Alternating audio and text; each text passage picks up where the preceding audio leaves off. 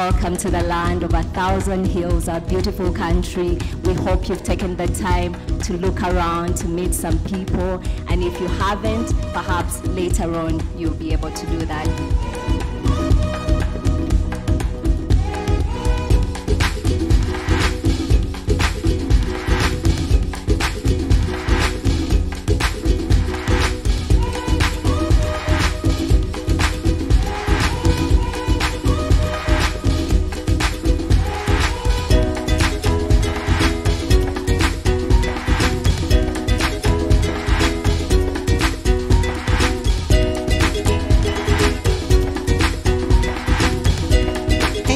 For honoring our invitation to attend the 2022 African Philanthropy Forum Conference in the beautiful city of 1,000 Hills. What we're here to tackle over the 2 days is about half of humanity. It will be costly for countries to rely on the talents of only half of their population. Addressing critical gender gaps, therefore, is an opportunity. I'm really happy that we're having this discussion here in Rwanda, a global example of closing the gender gap, not only on this continent, but really globally.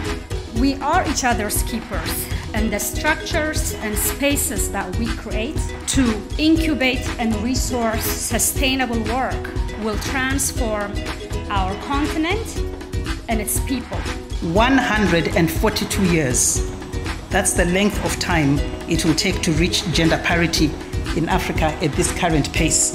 This is the mindset that we're talking about that must be changed. For men not to see women as wanting to take over, but to collaborate. What we know is that there is no country on earth that has achieved gender equality. If we took all these best practices, even within the African continent, and implemented them, Africa would add 10% of its GDP, over $3 billion. Increasing philanthropic initiatives by African individuals and organizations is critically important, but not only because of money. It is about having the dignity as Africans to choose for ourselves the future we want and work diligently towards it together. Dear guests, today this country refuses to allow its women and girls to be unloved, unprotected, and unheard. We didn't start with money. No. We started with recognizing a challenge. And we recognize the challenge and we take responsibility of how we can be part of the solution for that. So it comes from the idea. So ideas for us are part of what is called philanthropy.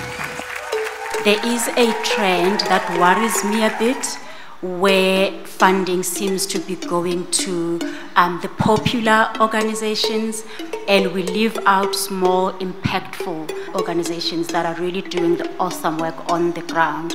We as philanthropists, we need to understand what the issues are. This is very important. We want women to have 100% efficiency and work out of home without decreasing their duty inside the home. For you to be who you want to be in 5 years, you have to start thinking of it now. When it comes to the particular challenges I think that I have experienced, it comes from that invisible hand of culture.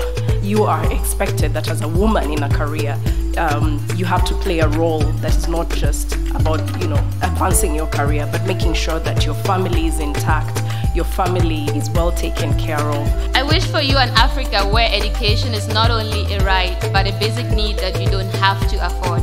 Africa cannot and will not grow until she knows that she has a seat at the table. The Africa I would wish to see is one where all girls' schools are no longer necessary, because women would be seen as complete equals to men in all aspects of society.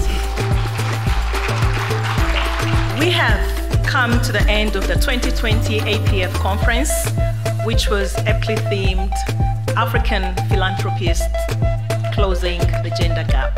Chigali, thank you so much once again for hosting us in this way. And to all of you participants, wish you safe travels back home. Thank you so much.